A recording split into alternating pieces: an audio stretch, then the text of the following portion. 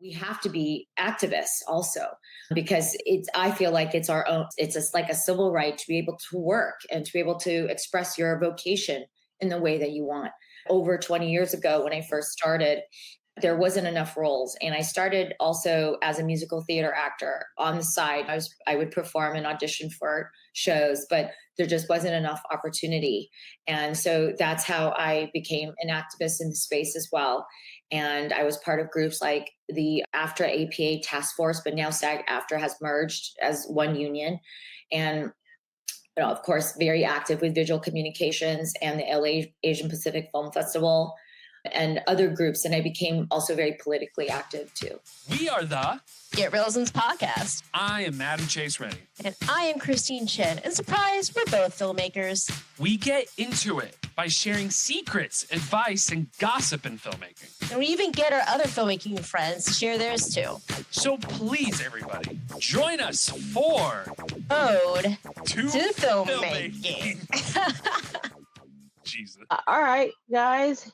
This is the Get Reelisms Podcast. Today I'm just by myself. My name is Christine Chen, and my co-host Adam Chase Rani is on set today because we are all working film professionals. So this is really exciting and also sad when one of us is not here, but it's mostly happy because right now the film industry is in the shitter. And so it's nice when people are actually working and making a living, because that is still what we do. We are film industry professionals, and we do the Get Reelisms podcast because we want to help inspire everybody to pursue their dreams and make films and everything. And today I have an awesome guest. So I'm going to have you introduce yourself, Panny, and talk about what you do, what you do in the film industry, and we'll get this podcast started. First of all, I'm really honored to be a part of your podcast and your journey, and also have the privilege of speaking with your audience as well. My name is Panny Wei, and I'm an entrepreneur and restaurateur, and also a creative as well, creative professional. Everything that I do is to hopefully bridge cultures through art and through wellness, and also through food, and create a positive social impact or transformation. And through the projects that I produce, films or even theater, Broadway musicals, and also the restaurants that I'm a part of, so that we become this sort of unifying collective. And I think there's just too much dissension in the world. And so if I can make a lasting impact or legacy for the next generation, for my daughter as well, through the projects that I'm creating and leave behind, then I feel like I've fulfilled my purpose as well. So that's me in a nutshell. Yay, that's awesome. Yeah, so one of the things that caught my attention about you is you're like me. We're both Asian American, trying to navigate the entertainment and entrepreneurship landscape. How has that been, and how did you first get started with what you do? Do you remember like the first time, I don't know, you created your first job or you created your first piece of work? What was that?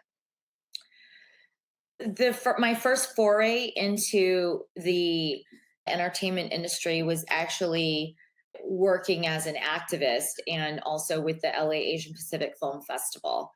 And it is one of the premier film festivals that offers a platform for our visual artists and storytellers. So very prominent filmmakers like Justin Lin, who directed and wrote Better Luck Tomorrow, and also is the director of the Fast and the Furious franchise films, came through Visual Communications, which is the host of the LA Asian Pacific Film Festival.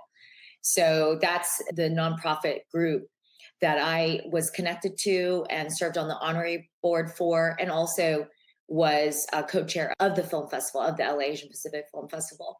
And I feel as Asian Americans, I think by the very nature of being Asian American and not having as many opportunities in the entertainment business as another person in the industry, who's not a person of color. And then I was part of a show called Repo the Genetic Opera. And that show was a Rocky Horror meets Minority Report, rock opera. And I originated the role of this character named Heather or Amber Sweet. They changed her name in the film. And I produced this rock opera and also was a starred in it as well for many years until we brought it off Broadway. And then it became a film at Lionsgate that Darren Bousman directed. And then Paris Hilton ended up playing the role that I originated. I started in theater and also with the LA Asian Pacific Film Festival. And I think when you're in that space where you're like hands-on and it's grassroots and you're like creating a project from the beginning and giving it life, I love that energy and I love that spirit. And the LA Asian Pacific Film Festival is one of those groups that I feel like had that spirit of community. And that's where I started the basis of everything that I've been doing now.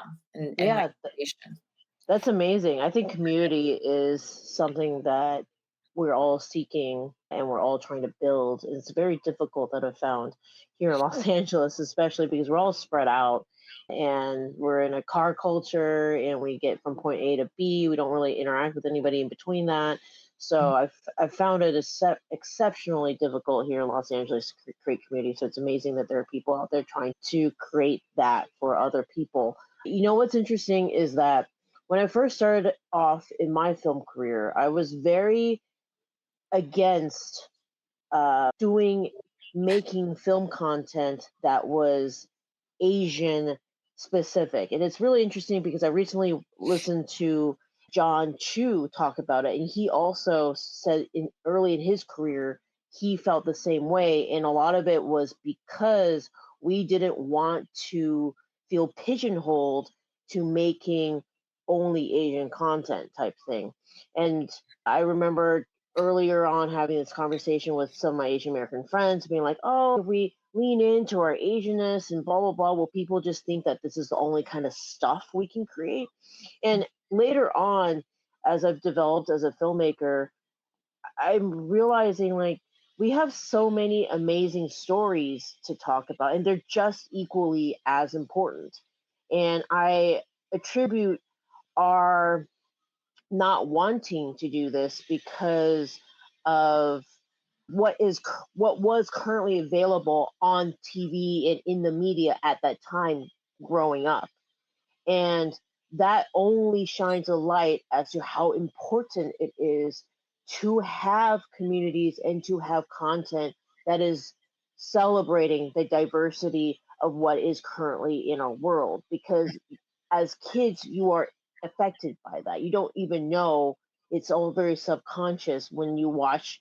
I remember back in the 90s, and probably you as well, watching stuff, and there wasn't anybody that looked like us on camera. And if there was, it was like martial arts, and that was all we were valued to do type thing. And I believe it is because of organizations and film festivals and stuff by people such as you that are that's initiating that change of, oh, our stories as Asian American creators is important and we should shine a light. And as I'm getting older and stuff, I'm wanting and leaning in. John Chu talks about leaning into wanting to celebrate that. And during his panel that was last week at the DGA, he mentioned that is why he chose to have Crazy Rich Asians as his like debut big film that would become his trademark, because that he wanted to show representation and be proud of his heritage. And so could you speak to how you've seen the landscape change since you've amplified and helped to create organizations and be a part of stuff like the Los Angeles Asian Film Festival and other organizations that are a part of? Of course, and I appreciate everything that you're sharing. And I think when you've been in the industry for so long, and you start out really hopeful in your 20s, and you're part of these groups like Visual Communications, LA Asian Pacific Film Festival, and you're growing this platform so that we can amplify our voices. I think what I've seen is actually it's something that I'm going to point out that's not great about our community, which is I think there's too much gatekeeping and Yeah. competition. And we have to do things differently, the way the African American community does it, or even the Latino community does it, where they are really building another pipeline of leadership, where you have these individuals who have influence and they have power, and they lift up everyone else, the next generation. They mentor them. We need to do that better.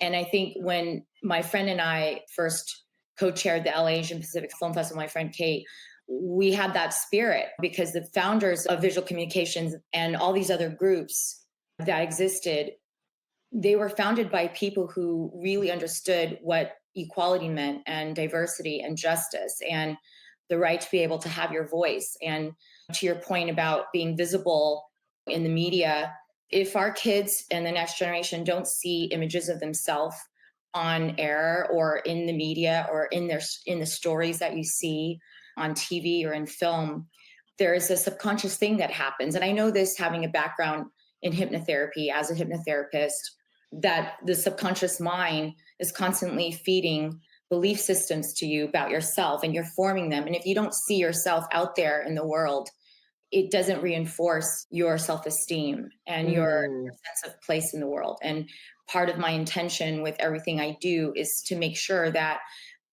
people also feel grounded, feel seen, feel heard, and feel like they're visible, and that they can reach their fullest potential through all the projects I'm a part of and the organizations I support. And so, like, when you don't see images of yourself, like when I grew up, it was just like Cosby Show, Facts of Life. There was no Asian American, no real TV show that could show what everyday life was for us. And so it planted the seed of why I'm an activist today, and why I'm part of different groups that I feel are giving us a platform and visibility. But I think the Asian American community, as you're saying, it's hard you just moved here a couple years ago, and thankfully you're talented enough to be admitted into the Directors Guild. That's one of your communities that you can lean on.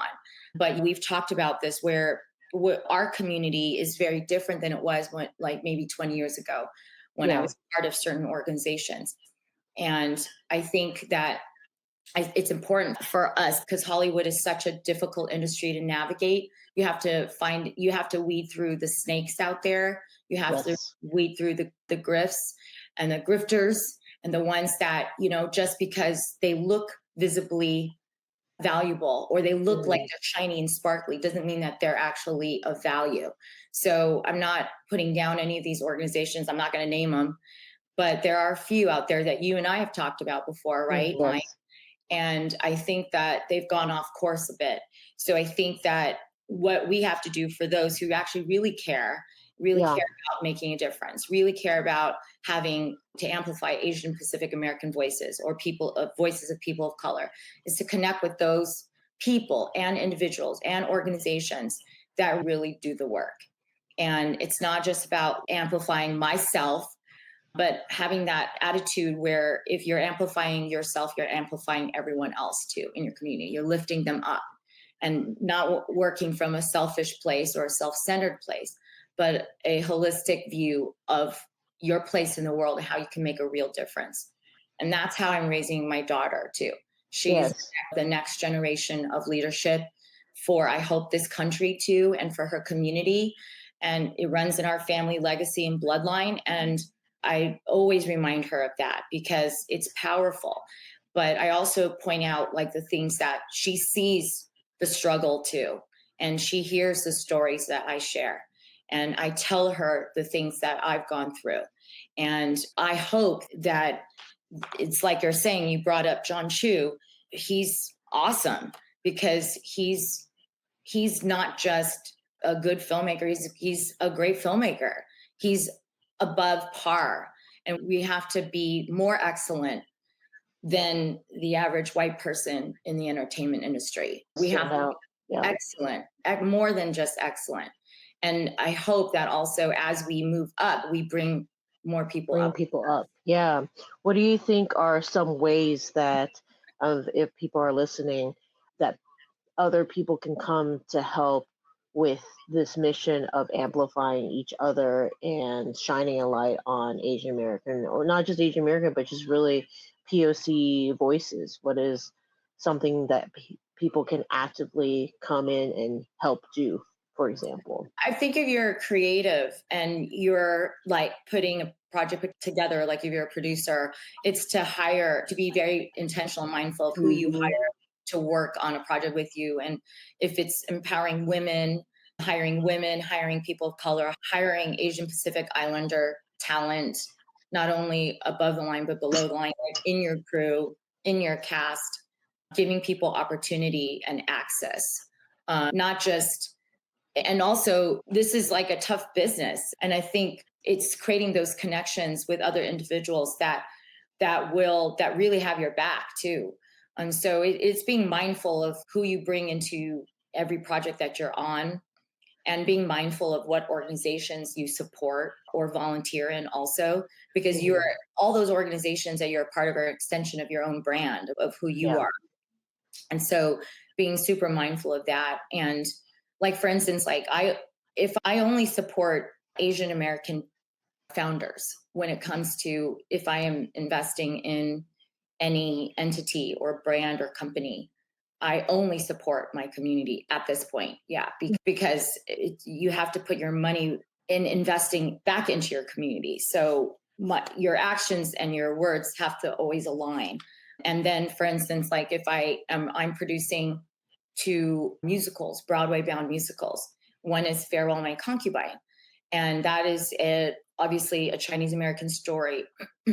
It's based on the best-selling novel by Lillian Lee, and that book became an Oscar-nominated film that was directed by Chen and starred Lee and Leslie Chung.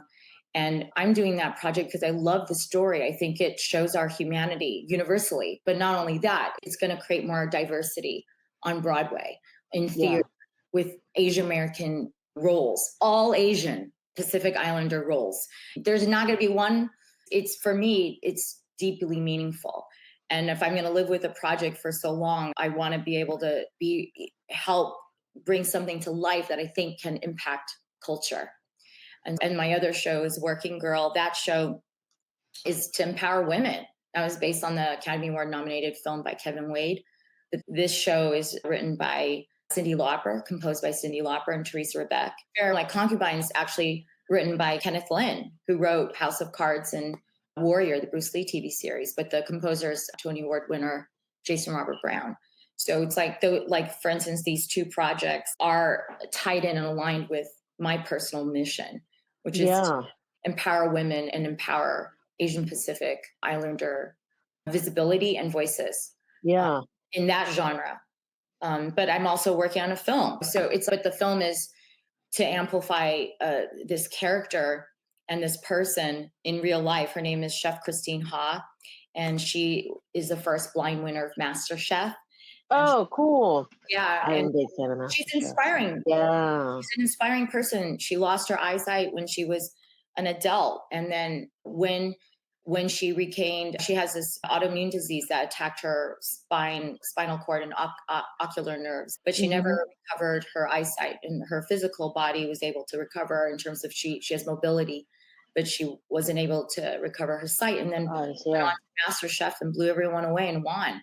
So it's like those kind of stories that I think not only uplift humanity, but amplify and give visibility to someone in our community. Yeah. What are some challenges that you have encountered in this journey of amplifying stories that support our community? What are some of the challenges that and how have you been able to? Yeah, that's very open. You're like this, but like, how have you been able to push forward or just work through those challenges? Yeah. Maybe that can give some inspiration for people who are dealing with the same thing. I have an athletic mindset for everything I do. So I was a former competitive figure skater, and I also played tennis in college. So my mindset is always, I position things in my mind as a long game, and like I'm trying to reach that gold medal, and I have that inner determination. that I'm going to succeed no matter what. Like, I'm going to make it happen, do things the right way, ethically, with integrity, but I'm going to make it happen. So I wake up every day with that mindset. And I think it's part of living a purpose driven life. And it is a part of how I was raised by my parents and the values that were passed down from my ancestors. My grandfather, my mother's side, was a senator in Taiwan. He was like part of Chiang Kai-shek's entire team and the Nationalist Party in China, and then they fled to Taiwan. And on my father's side, I'm related to General, but he's best known. His name is Zhuo Zongtang. He was a Marquess of Tranquility and Respect in the Qing Dynasty. And he was instrumental in helping to shape culture in China as well. But he's best known for that iconic dish, General Tso's chicken, that was originated in New York's Chinatown. Yeah. That's cool. That's not the reason why I'm involved in the food world. but it's really from his legacy. And so my parents taught me the values of giving back to the community and living a purpose-driven life. And both of these are just some prominent individuals in my family, but there's many that have helped shape culture and business and art in China and Taiwan on both sides of my family. So it's living that mindset with having that purpose-driven life. So when you wake up every morning, what am I going to accomplish? And you're going to have good days and bad days. Yes. It's like when you're an athlete, like as a figure skater, you're going to fall pretty much every day if you're going to try to attempt a jump that you've never done before. And you're going to fall, and you're going to get right back up, and fall, get right back up. But you can't let the falls hold you back. You can't, you learn from them and you integrate them into your body, and then you move on to the next and keep trying. And so I live my life and I look at each of the goals I have to achieve, whether it's in the community, with the activist work that I'm doing, or with the individual projects that I'm working towards bringing to life. And that's a difficult task. It's often involves fundraising, raising the capital for these projects and these shows, or these films that I'm a part of, because I'm also doing a romantic drama called Let There Be Enough. So it's a lot of work, but if I have this vision, and this is some of the techniques I learned as a competitive figure skater, athlete, but also as a hypnotherapist, it is to tell yourself, and you have to do that self-talk sometimes, that I can do this. I can make things happen. I am powerful. I have influence. I'm going to do my part to make a difference. I tell that to myself every day, even if I wake up like groggy. Feeling like crap. Yeah. It's your mindset. It's your mindset that really matters. And to get yourself and uplift yourself. And then also, I think you have to do some of that practical work in your environment also, which is, if there's anybody in your life that is putting you down, that doesn't uplift you, that is trying to sabotage you, whether consciously or unconsciously, you have to do that work to purge it out of your environment. So you might walk a lonely path for a little bit, but you're going to get on the other side. And when you close these doors, more doors will open. You're going to attract better quality people that actually are aligned with your visions, values, and your vision for the future. And and those people will become your allies. And I think this is a continuous thing that you got to do at different phases of your life. But those people that don't believe in you and are toxic, you got to purge them, because they're going to drag you down, and they're going to cut away at your self-esteem. And then they're going to impair your ability to be able to move forward on the things that you got to do that really matter. So that's the practical thing that you got to constantly do. And then you weed out all those negative people, and then you invite the new ones that will come in and help you manifest your vision into reality. So you got to do the work on yourself internally, and then you do it externally too. Yes. I love this. This is basically, you're saying resilience, right, is a big thing. Being able to fall down and come back up. Working on your mindset, right? So making sure that you are confident and that you believe in yourself, because you have you to look forward to. But curating an external environment that helps to uplift you as well. If that means purging the people in the community that you're around that is not giving you that space, then you have to do that, which means that maybe you might have to walk a lonely path for a little bit to be able to build that environment for you to thrive in. That's amazing advice. So you mentioned fundraising, and it is the part that I know most creators hate doing. And I think the reason for it is that a lot of us have all these mental blocks of unworthiness when it comes to maybe money, or feeling like, oh, why would anybody want to support this? And that's a lot of money. So, what are some tips when you go and approach fundraising that enables you to be so successful at it?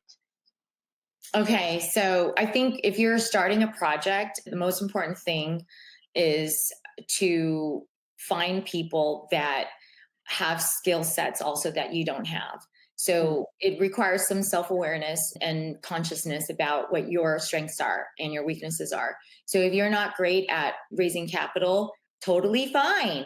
You can obviously attract somebody and bring them onto your team that is actually better at that than you, because it is a skill set. And usually people who are raising money for their projects, they're out there and they have to be the best version of themselves and also representing the project. But it requires passion and belief, because when you're pitching a project, you have to really believe in it and they have to feel it. And people, the best types of people who know how to raise money are not selling the project. It's not just the project, it's themselves. Yes. And it's also not only themselves, it's the emotion and the feeling that you make someone feel when they are part of something meaningful. So, Yeah. like for instance, for the two films that I'm representing and the two Broadway bound musicals, I am so passionate about these stories because I really believe they're going to make a difference. And I know that when people sit in those theaters, they're going to feel this electricity in the air and this connection with the actors on the stage and the story that they're sharing and they're telling. And they're going to leave the theater transformed. And I feel that same way about the films.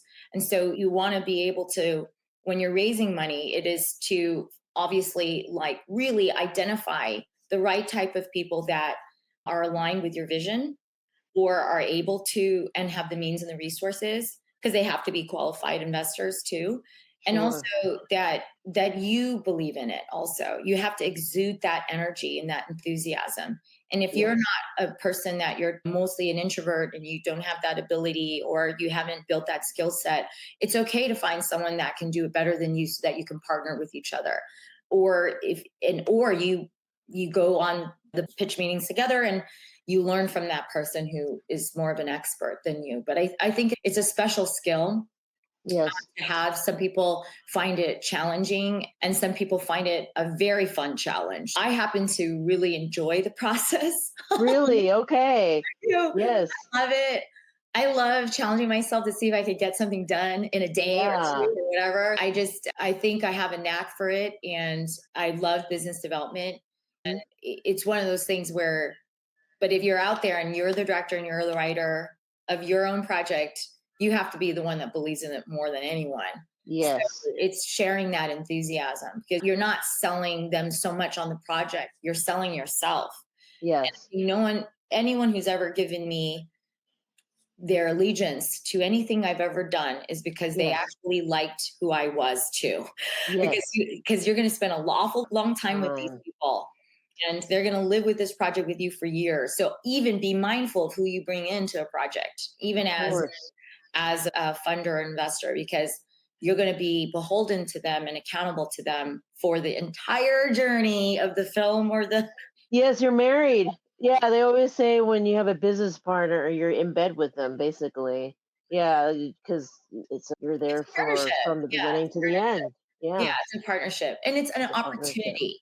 So I think you want to be able to get them on board to your journey and be a part of this incredible journey with you that you're manifesting. Yes. So it's some of those, that's just very in general what I would do.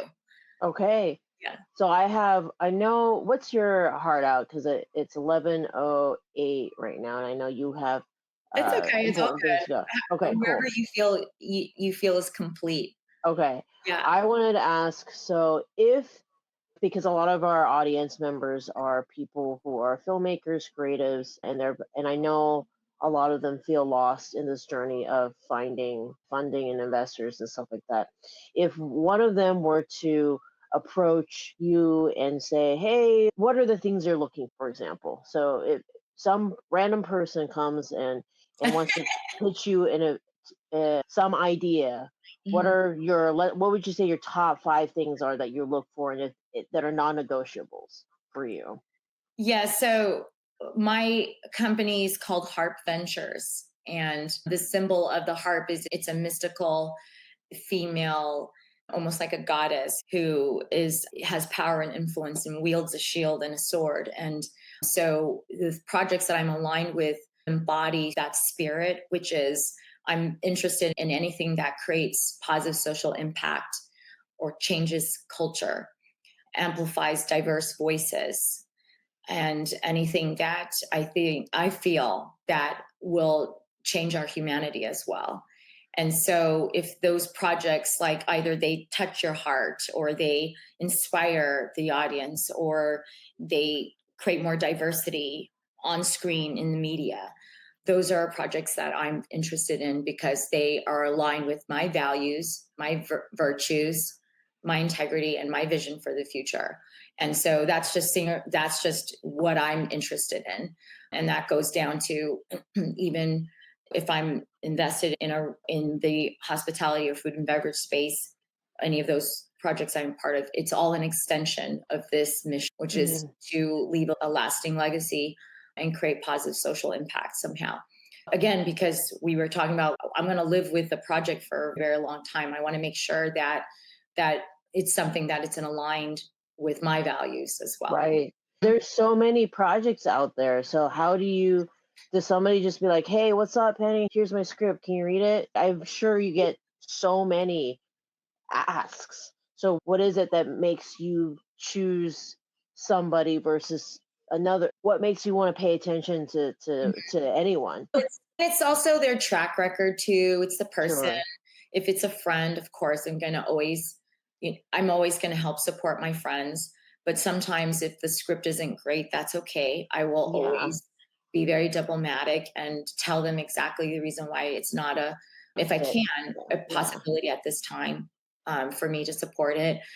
But it's the person, it's the project as well.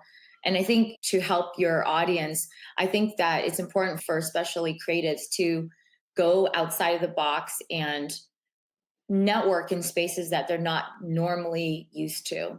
They Yeah. need to, if you want to find people that you feel have the resources to be able to invest in your project, you can't just hang out with the people that you hang out with on the weekend and go to art. Sure. Yes. You got to go to conferences and you have to go to summits where there are investors in those spaces. You have to go outside of your natural network, perhaps. You have to think bigger Yeah. and network with people who actually are funders, investors. Go to family office summits, go to everything and meet people outside of your network. Because I think what I see is sometimes an issue is, like, you have people who are the writers, directors, creatives, and they're not connected with the funders. They're not Right. connected with people who actually have money or the resources or are interested in art. And we have to create that connection. So if that connection is not normally there, say with the organizations that are out there currently, and Right. those groups are not helping you create those connections, do it yourself. Go out there and do it yourself, or connect with groups like Film Independent that actually have these long lasting, viable, credible programs like Project Involved that really do the work to support independent filmmakers. Those groups and expand your network. And it might be a little uncomfortable at times to stretch yourself, but Yes. part of reaching your fullest potential is to stretch yourself and go to areas where you're going to grow. You're going to be forced to develop new skill sets and challenge yourself. And don't ever stop believing in yourself, because you can do this. It might take a couple years. Like even with our film Linsanity, Yes. that we did about Jeremy Lin, that it premiered at Sundance about 10, 11 years ago, actually. Yeah. That was a passion project of our family, and it took forever, took many years, and there was a lot of rejection. A lot of people said no, because no one knew who this person was. Yeah. My cousin played club basketball with him. So we were like, I was very aware of his talent from when he was a kid. But that's what I'm saying. Sometimes people won't jump on board right away. They don't know who this person is. They don't want to help you. What? Right. Do a film about this dude? Who's this guy? So you have to believe in yourself and prove it to yourself, and then galvanize the community behind you and raise the money by raising awareness. Like whatever it is, anything that you're pitching, it has to be some type of mission purpose driven narrative in there somewhere. You got to put that in there somewhere, because I think that's what, again, people aren't motivated always by money. People aren't always motivated, especially in film. They're not like, oh, we're going to make a ton of money with this film. It's hard to predict. Yes. You have to, you want to motivate people by the story and purpose. Yeah. Because it's like, you can't predict something like the outcome. No. You can maybe assess it and give them some idea, but who knows? Sometimes you have these breakout hits, and could never predicted that. And so I'm a very spiritual person. I do believe I'm connected to something greater out there in the world. Yes. That continues to guide me. And so I always trust my inner wisdom and instincts that's connected to that. And that's how I also pick my projects. Yes. It's actually sometimes on instinct. I have this feeling about this, that I think that it just won't go away. Yeah. And like, I have to be a part of it. Yes. Yeah. Yes. I always don't know why, but I always align all this stuff to relationships. It's like you can't stop thinking about that person. You can't stop thinking about that. And it's the same thing with a project where you're saying it's all aligned with the purpose. You can't, it's with a person too. It's if their values aren't aligned with yours, if what their essence doesn't align with what you believe in, then it just will never work. But you aren't immediately jumping to the conclusion of, oh, that person is the one, because you can't predict what will happen. Just like with the film, any kind of creative project, you just don't know how the audience will love it or not. Mm-hmm. The only part you can control, without a doubt, is picking things that align with what you believe in and the core themes and what that person or project stands for. And so I love that. That is absolutely inspirational and something that people need to think about, because I think as creators we fixate on, oh, what investors want is to make money, and so I need to talk to them about the ROI and the comps to this project and everything. But like, you're breaking it down to, no, it's how that project is going to make that world feel, or the lasting value that project is going to have going forward, because that is the legacy. Yeah, you're bringing them into your world, and you have to believe in this world so much that it's a privilege for anyone to be part of your sphere. Yes. And also, if you qualify these investors in the right way, you're going to pick the right people that have the resources to be able to take a risk on you and believe in you. And the journey might be difficult, but it's just, I don't know why I'm thinking of Justin Lin. He was mentored by our colleague and friend, Linda Mabalit, when she was the executive director of visual communications. And she helped to nurture his talent for his script, Better Luck Tomorrow. And when it first came out and he gave it to us, it was just like, wow, this is amazing. But he had trouble financing it. And he had to believe in himself even more. And then it became a huge hit at Sundance. Who could have predicted that, right? Yeah. But he had trouble finding money and raising money at first. But you got to push through. That's why he's brilliant, because you got to push through and you got to believe in yourself. And you want those people to ride the bus with you. Yes. Not just the limo when you're already a here. Yes. To find those people that are riding the bus with you day in, day out, sitting in the trenches, working their ass off, suffering along with you so that you can reach that goal in the end and bring this Yes. project to life. That's what you need to find, those types of people that believe in you along the way. And then you'll never forget them when you get to the top. And yeah, because I think a lot of times people, I don't know if they forget the people but I don't think so. I think everyone remembers who treated them like shit along the way. Yeah. Or didn't Yeah. You never forget those people. You never forget the way that people treat you, how they make you feel. You never no forget. matter what. Yeah.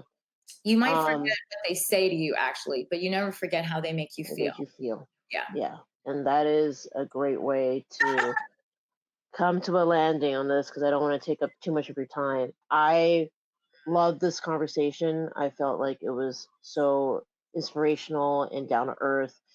I came with little sound bites. Find the people that'll ride the bus with you. 100%. Yes, the people who will go in the trenches won't just ride the limo. And especially don't ever forget the people who rode the bus with you. And I think the greats do that so well. John Chu, that last talk, he says that he still works with the people that made his first student films. And it brings him so much joy to see them go up and get that award that they had come together working hard for. I think that's the beauty, and I'm pretty emotional today, but because I look back at all of the people who have been a part of my own journey, and I think about it all the time of how they took the time to believe in me and that they're still here, and it makes me so happy to see them continue to succeed. And I think that's the beauty of it.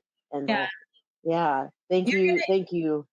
Yeah, you're going to meet people along the way that add to that, reinforce the positive belief systems about yourself. And this is from like a hypnotherapist standpoint, because for instance, I never forget my 6th grade English teacher. I went to the Chandler School in Pasadena, and there was a teacher named Mr. Perry, and I never forgot what he told me, because I think I didn't realize it until I was an adult, how he impacted the way I felt about myself as a writer. And I remember in 6th grade, he like said in front of the whole class, like, Penny, look at the way she forms her words. Look at how she writes. Look at how she expresses herself. And he took up a paragraph or two of an essay that I wrote, and he read it to everybody. And he said, this is what I'm looking for. This is what I want you kids to do. The way she uses her punctuation, the way she uses her words. And it didn't hit me until I was writing my first book. So I'm writing my first book, which is a self-help book on love and healing. And I'm finally ready to talk about and share it with people. But I've been work on this for a while, and it was such a daunting task to be able to start the project, because I was thinking, oh my gosh, it's something new, uncharted territory. But for some reason, I remembered him. His voice came up in my head, and it reinforced my belief. No, he saw my talent early on. And that's the power of having influence and being a teacher, also, or a mentor to others. You can change their life. So I never forgot that. So I think everyone is a combination, a collective of all your lived experience, and also all the belief systems you have about yourself that are shaped by your environment. And that's why, as parents, like, we have so much power to influence the next generation, or even as leaders now for the next generation, we can influence them in a positive way, because you'll remember these people along the way as you journey through life and go through some of the hardship. And you'll remember those voices that said, you can do it. You can keep on going. Like, you are amazing. You're an amazing talent. Don't give up. But also, we have to make sure not to hold on to those negative voices and those naysayers that just for some reason or other want to be mean people or mean girls and bring you down. You have to cut that out of your life. It's going to eat you up, even when they're not home. Oops, sorry about that. Even when they're not even in your physical home or presence or life. Yeah. If you interact with people like that and they trigger a primary wound, because everyone has these primary wounds that they're living with, and they trigger it, you can give them more power than they deserve. Yeah. So don't let those people into your life, and don't let their voice overpower the inner voice of your own wisdom that you know is connected to something greater and will always guide you to the right people, places, things, opportunities, and your absolute abundance that you deserve in this life. Panny, is there anything out there that people can do to help you along your journey? Anything that we should look out for? I know you have your 2 musicals and movies are coming up. Are they coming out at a certain date? Can we come to support or follow that journey for you? And where would they? Oh, thank you so much. That's so kind. People can follow me on social media. I'm just at Panny Wei, PANNEYWEI, everywhere on social media and online. And some of my projects are in the beginning phases, so they're going to take some time to manifest. But if you follow me there, you'll get updates. But one of the shows, Working Girl, is actually premiering at La Jolla Playhouse this fall in October. Ooh. And the director is Christopher Ashley, and Eric King Louie is the artistic director there. La Jolla Playhouse is a beautiful space that really nurtures so many shows en route to Broadway. And so I'm super excited by that show premiering there. Before it goes to New York, it'll go through La Jolla Playhouse. So where is La Jolla Playhouse? It's in San Diego. Oh, okay. Yeah, beautiful space. They have amazing teams, so many shows I've gone through there. Like my last show, Limpica, is about the Art Deco trailblazer artist Tamara de Limpica. We premiered in New York last year, and received 3 Tony nominations. But before that, we debuted our show and enhanced at the La Jolla Playhouse. Actually, that show is now going to open in Seoul, Korea in 2026 in the spring. Oh, so next spring, my show Limpica will be in Korea. And it'll be in Korean. And we already started rehearsals. So anybody who's in Seoul can enjoy it. It goes to Korea next spring. So I'm super excited about that. That show's I resonate with it because it's an immigrant story. It's a story about survival. It's a story about a woman who defied all odds and became one of the main trailblazers in the Art Deco movement. Beyond her life, she left a lasting legacy that people like Madonna model themselves after. That show I'm very proud of, and that's living on. That's the best part of Broadway musicals. They live on forever. Forever, yeah. When they leave New York, they still tour and they go on to other countries, and that's what I mean about making a positive cultural impact with the projects I'm a part of. They will be seen by people across the world. Yeah. That's why I love art.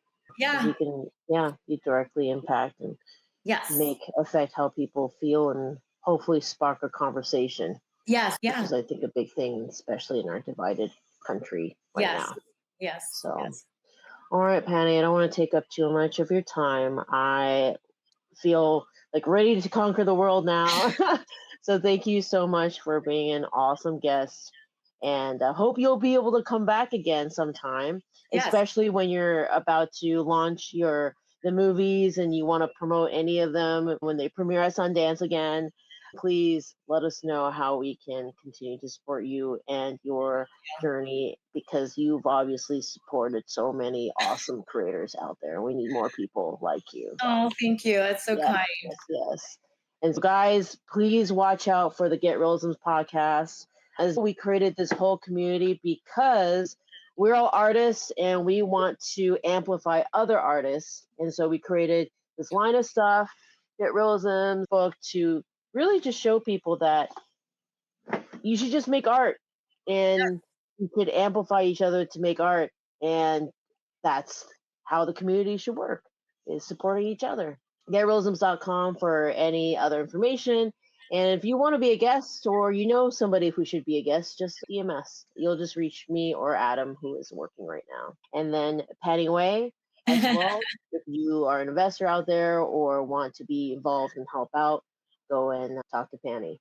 Yeah, they can Yes. DM me, or on my website, there'll be a intake form there. They can send me a message through there too. Yeah, Perfect. pannywei.com. Thank you. Yes. All righty, guys. That's all, folks. Have a great rest of your weekend. And we will talk to you later. Bye.